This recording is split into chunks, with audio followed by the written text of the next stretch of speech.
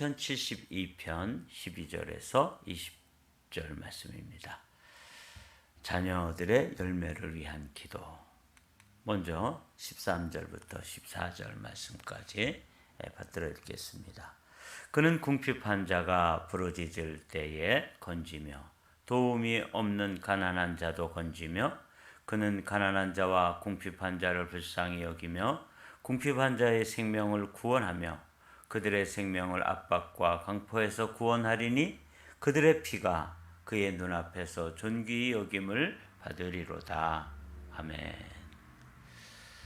어제 우리가 이제 나눈 말씀, 이 시편 72편은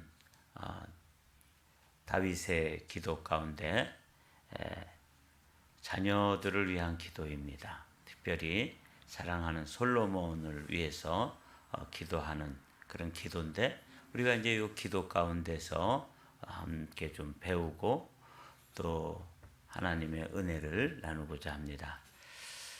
어제 드렸던 기도, 다윗이 솔로몬을 위해서 기도가 뭐냐면, 하나님께서 이 솔로몬의 마음 가운데 공의로운 마음, 또 정의로운 마음, 그리고 의로운 삶, 이런 삶을 주십시오. 이렇게 하나님 앞에 기도했습니다.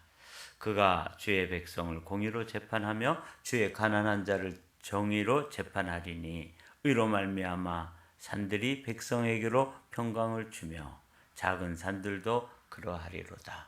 그래서 다윗이 아들을 위해서 기도한 기도의 제목이 뭐냐면 공의로운 사람, 정의로운 삶, 의로운 사람이 되기를 원합니다. 이렇게 기도했다는 거죠. 그래서 이 공의와 정의에 대해서 잠깐 살펴보면 이렇습니다. 이게 똑같은 말인 것 같고 좀 비슷한 말인데, 의라는 것은 개인적으로 하나님 앞에 바른 삶을 말하는 것이라면, 정의는 사회의 한 사람으로서, 사회의 일원으로서 사람들 앞에서 얼마나 바르게 또 다른 사람들하고 더불어서 살아가느냐, 바르게 살아가는 삶, 이걸 이야기하는 거죠. 공이라는 것은 이 솔로몬이 이제 왕이 되니까 공인이잖아요. 저도 한 개인으로서 하나님 앞에서 의로운 삶을 살아야 되고, 또 한 교회를 담당한 공인으로서 또 바르게 살아야 될 그런 그 삶의 한 면이 있지 않습니까? 그걸 이제 공의라고 불러요. 다윗은 솔로몬을 위해서 이렇게 기도했다는 것이죠. 그 다윗의 기도는 이제 그 솔로몬 개인을 위해서 의로운 삶, 또 정의로운 삶, 공의로운 삶이 되기를 원합니다. 이렇게 기도하고, 오늘은 그 기도의 범위가 그 솔로몬 개인이 받고 누려야 될 그런 기도가 아니고, 기도를 넘어서 그 사람이 사는 것을 통해서 이제 삶 속에서 열매를 맺어가고 영향력을 미치고, 또 자신에게 받은 복이 그 나라에, 그 솔로몬이 섬기는 그리고 통치하는 나라에 이렇게 흘러가서 그가 어떻게 그 열매를 맺어가는지. 그래서 오늘 제목이 자녀들이 하나님의 복을 받고 그 복을 가지고 받은 복으로 삶 속에서 얼마나 풍성한 그 영향력으로 열매를 맺어가는지, 그래서 자녀들이 맺어야 될 열매를 위해서 기도하고 있습니다. 좀 살펴보면 이렇죠. 그는 궁핍한 자가 부르짖을 때에 건지며 도움이 없는 가난한 자도 건지며 그는 가난한 자와 궁핍한 자를 불쌍히 여기며 궁핍한 자의 생명을 구원하며 그들의 생명을 압박과 강포에서 구원하리니 그들의 피가 그의 눈앞에서 존귀히 여김을 받으리로다. 다윗이 솔로몬을 위해서 의, 정의, 공의를 구했잖아요.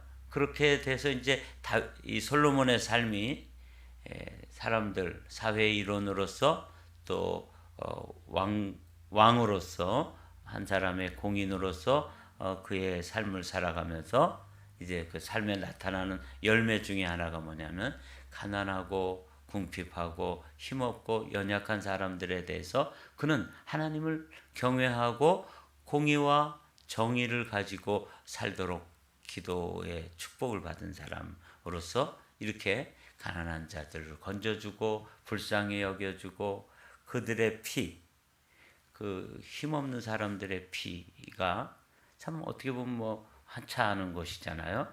그런데 다윗은 솔로몬을 위해서 기도하는데 그들의 그 하찮은 사람들의 피, 생명까지도 아주 귀하게 또 존귀하게 여김을 받을 것이다. 이런 사람이 되도록 위해서 지금 기도하고 있는 거예요. 그들이 생존하여 스바의 금을 그에게 드리며 사람들이 그를 위하여 항상 기도하고 종일 찬송하리로다. 우리가 이제 자녀들을 위해서 기도하는데 자녀들이 잘 되고 또 돈도 많이 벌고 성공한 사람이 되기를 위해서 우리가 기도하죠. 이런 기도도 뭐 필요해요. 그런데 다윗은 솔로몬을 위해서 기도하는데 의로운 삶 그리고 공의롭고 정의로운 사람이 되기를 원합니다. 그런 사람이 되어서 그가 왕위에 올랐을 때 가난하고 궁핍하고 또 힘없고 이런 사람들의 생명까지도 아주 귀하게 여기고 또 소중하게 생각하는 그런 사람들이 되기를 원합니다. 이렇게 기도했을 때 그렇게 은혜를 받은 사람, 그렇게 수혜를 받은 사람들이 이 솔로몬을 어떻게 하냐면 사람들이 그를 위하여 항상 기도하고 저 임금님이 우리에게 이렇게 큰 은혜를 베풀어 주시고 보잘것없는 백성들도 이렇게 귀하게 여기면서 보살펴 주셨으니 하나님 저 임금님에게 또 복을 주십시오. 이렇게 기도하는 거예요. 만약에 그 왕이 공의롭거나 정의롭지 못하게 힘없고 또 궁핍하고 가난한 자들을 무시하고 멸시하고 또 착취하고 뭐 그러면 그냥 백성들이 그걸 당하는 백성들이 원망과 원성이 자자해서 하나님 저 왕 빨리 데려가십시오. 그렇게 기도하지 않겠어요? 그런데 다윗은 이제 그 솔로몬을 위해서 기도할 때 사람들이 솔로몬을 위하여 항상 기도하고 종일 찬송하리로다. 이 이제 다윗이 그 솔로몬이 미래를 위해서 이런 사람이 되기를 원합니다 하고 기도하는 거예요. 여러분 우리도 우리 자녀들이 높은 지위에 오르기도 하고 많은 학식을 가진 학자가 되기도 하고 사회적 성공을 거둔 사람이 되었을 때 그 자신이 거둔 성공을 가지고 어떻게 사회의 일원으로서 또 공인으로서 사람들을 섬기고 그 자신이 받은 복이 흘러가도록 이렇게 함으로써 사람들에게 칭송받고 사람들에게 칭찬받고 인정받는 그런 사람이 되기를 위해서 우리가 기도해야 된다는 거예요. 오늘은 그러니까 기도의 단계를 조금 넓혀서 기도하는 것이죠. 산꼭대기의 땅에도 곡식이 풍성하고 그것의 열매가 레바논 같이 흔들리며 성에 있는 자가 땅의 풀같이 왕성하리로다. 이 다윗의 아들 솔로몬을 통해 가지고 이렇게 이제 복이 흘러가서 사람들마다 이렇게 그 통치 영역에 있는 사람들이 다 이렇게 복을 받는 모습을 지금 이렇게 그리면서 다윗이 솔로몬을 기도하고 있는 거예요. 그의 이름이 영구하며 그의 이름이 해와 같이 장구하리로다. 사람들이 그로 말미암아 복을 받으리니 모든 민족이 다 그를 복되다 하리로다. 우리가 이제 자녀들을 위해서 기도할 때 자녀들이 복받은 사람이 되기만을 위해서 기도하는 게 복을 받고 또 그 복받은 것을 통해서 많은 사람들에게 유익이 되고 사람들에게 덕이 되고 또 사람들에게 복이 되는 그런 사람이 되기 위해서 기도한다는 것이죠. 이게 이제 다윗의 기도예요. 오늘 이제 우리가 요거를 지금 본받으려고 힘주어서 사람들이 그로 말미암아 복을 받으리니 모든 민족이 다 그를 복되다 하리로다. 물론 홀로 기이한 일들을 행하시는 여호와 하나님 곧 이스라엘의 하나님을 찬송하며 그 영화로운 이름을 영원히 찬송할지어다. 온 땅에 그의 영광이 충만할지어다. 아멘 아멘. 이새의 아들 다윗의 기도가 끝나니라. 이렇게 돼 있어서 이 시편 72편은 이제 다윗의 기도인데 다윗이 그 기도를 해놓고 이제 아멘 아멘 하나님 이렇게 진실로 이렇게 되기를 원합니다 하고 이제 끝맺는 것을 보게 돼요. 자, 여기까지가 이제 시편 72편 기도인데 어제 우리가 자녀들을 위해서 기도하는 기도의 제목을 이렇게 나누었습니다. 주님께서 예루살렘의 딸들아 나를 위해서 울지 말고 너희와 너희 자녀를 위해서 울라 이렇게 말씀하셨거든요. 그래서 우리가 부모된 자로서 큰 해야 될 일 중에 아주 소중한 일이 뭐냐면 자녀들을 위해서 기도하는 것입니다. 그래서 어제 나눈 말씀을 잠깐 나누고 오늘은 이 말씀을 조금 확대해서 나누기를 원합니다. 우리가 이제 자녀들을 위해서 기도할 때 인생길에서 벗삼아 지낼 수 있는 좋은 친구들을 만나게 해 주십시오. 복 중에 귀한 복이 뭐냐면 만남의 복인데 뭘 만나야 되느냐? 좋은 친구, 좋은 배우자. 이 친구 가운데는 배우자도 들어있다고 말씀드렸어요. 두 번째로 기도해야 될 게 뭐냐면 일생을 본받을 만한 스승. 이 스승 가운데는 또 학교 다닐 때는 선생님이고 또 교회에서는 목회자죠. 성도들에게서 참 귀한 복은 뭐냐면 좋은 목자를 만나는 것입니다. 우리가 자녀들을 위해서 기도할 때 하나님 우리 자녀들이 좋은 선생님 또 좋은 목회자 만날 수 있기를 원합니다. 일생을 본받을 만한 스승과 같은 분을 만나게 해 주십시오. 좋은 멘토를 만나게 해 주십시오. 이렇게 기도할 수 있는 것이죠. 세 번째로 우리가 기도해야 될 자녀들을 위해서 특별히 자녀들의 만남을 위해서 기도해야 된다면 평생을 곁에 두고 읽어야 하는 책을 만나게 해 주십시오. 이렇게 기도하십시오. 이 책 중에 책이 뭐냐면 성경책입니다. 이 세상에서 좋은 책들, 양서라 그러죠. 좋은 책들을 읽는 것도 참 중요합니다. 이 책을 많이 읽어서 지식이 있고 또 지혜가 있고 그런 사람이 되어야죠. 그래서 책을 많이 읽혀야 되는데 그 중에서도 성경책은 이 세상에 있는 책들과는 달라요. 그래서 우리가 좋은 책을 만나게 해주십시오. 이렇게 기도하면서 특별히 우리 자녀들이 성경책을 좀 만났으면 좋겠어요. 성경책의 소중함, 성경책을 날마다 좀 읽고 또 암송하고 제가 이제 어제까지 로마서 8장 15절까지 이제 외웠어요. 그러면서 좀 성도들에게 미안한 생각이 좀 들더라고요. 이 로마서 8장이 39절까지 되어 있는데 이걸 연세 드신 어르신들한테 이거를 암송하라고 이렇게 말씀드린 게 조금 무리스럽구나. 그냥 좀 짧은 것 한 챕터라도 시편 1편이라든지 시편 23편이라든지 이렇게 해서 짧은 것들을 먼저 암송하다가 좀 이렇게 내공이 생긴 다음에 이 로마서 8장에 도전하도록 했으면 좋았을 뻔했다.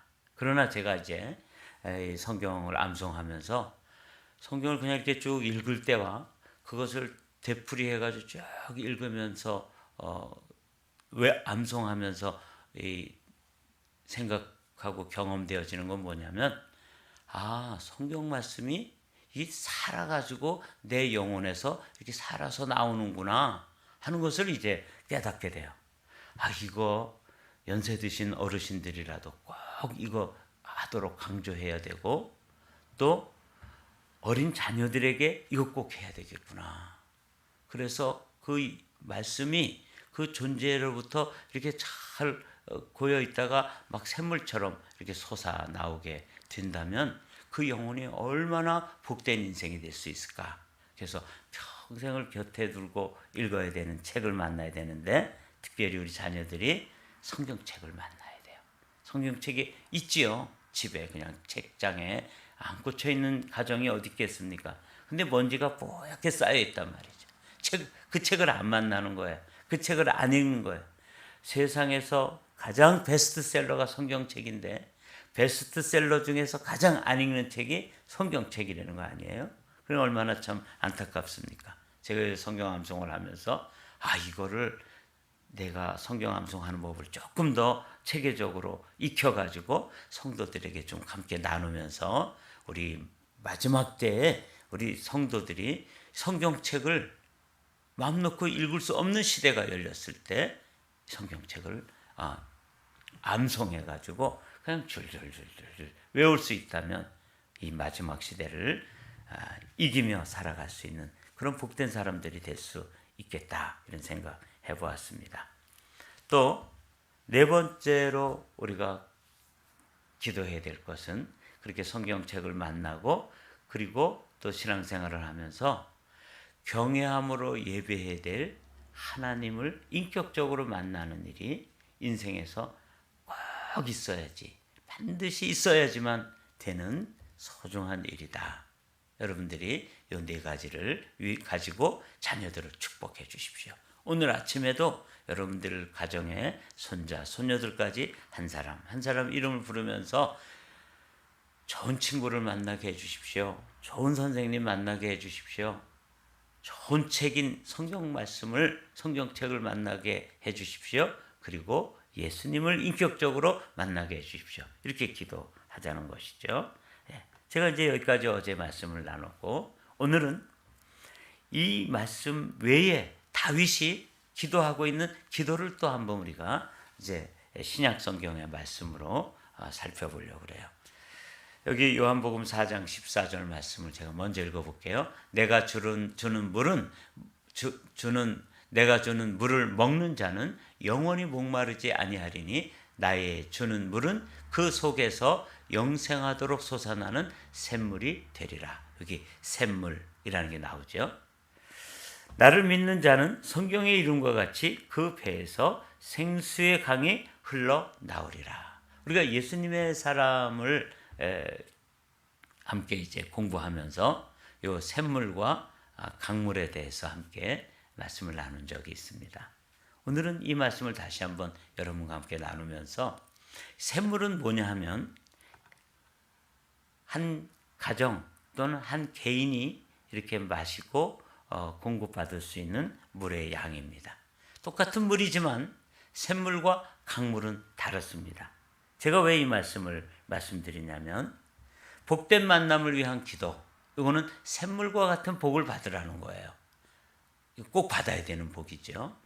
너무 소중한 복인데, 좋은 친구들, 좋은 선생님, 또 일생을 벗삼아 읽을 책, 그리고 인격적으로 주님을 만나는 이를 통해서 내 영혼으로부터 샘물과 같이 솟아나는 복을 받은 사람이, 그 다음에 이 사람이 자기만 그 복을 누리는 것이 아니라 그 복이 주변으로 흘러가 가지고 강물과 같은 영향력, 강물과 같은 역사를 이루어야지만 이게 진짜 복이다. 다윗은 솔로몬을 위해서 기도하는데 어떻게 기도하냐면, 의로운 사람, 정의로운 사람, 공의로운 사람이 되기를 원합니다. 이렇게 기도하고, 그런 복을 받은 것을 가지고 정말 가난한 이웃들, 또 궁핍한 사람들, 힘든 사람들을 향해서 좋은 섬김의 사람으로 자신이 받은 복을 이렇게 흘러가게 하는 강물의 사람이 되도록 위해서 기도하는 것을 우리가 오늘 아침에 살펴보았습니다. 그래서 우리도 이 성경 72편에 있는 말씀대로 우리도 우리 자녀들을 위해서 기도할 때, 하나님 우리 자녀들이 정말 좋은 만남의 복을 가지고 복받은 사람이 될 뿐 아니라 그 받은 복이 그 주변으로 흘러가면서 강물과 같이 사회에서 쓰임이 되고 사회에서 영향력을 미치고 사회 사람들에게 칭송을 받고 사람들에게 복이 되어지는 그런 사람까지 되기를 원합니다. 그래서 샘물의 복, 그 다음에 무슨 복? 강물의 복을 생수의 강이 흘러나오리라 하는 복까지도 우리가 자녀들을 위해서 기도하자고요. 이건 이제 스케일이 넓어진 기도라고 볼 수 있습니다. 여러분, 강물은 큰 강 유역에서는 식물들이 자라나잖아요. 이게 그 주변에 미치는 복입니다. 거기엔 또 식물들이 자라나면 숲이 이루어지고 나무가 이루어지면 또 뭐가 생겨요? 동물들이 그 안에서 또 살아갈 수 있어요.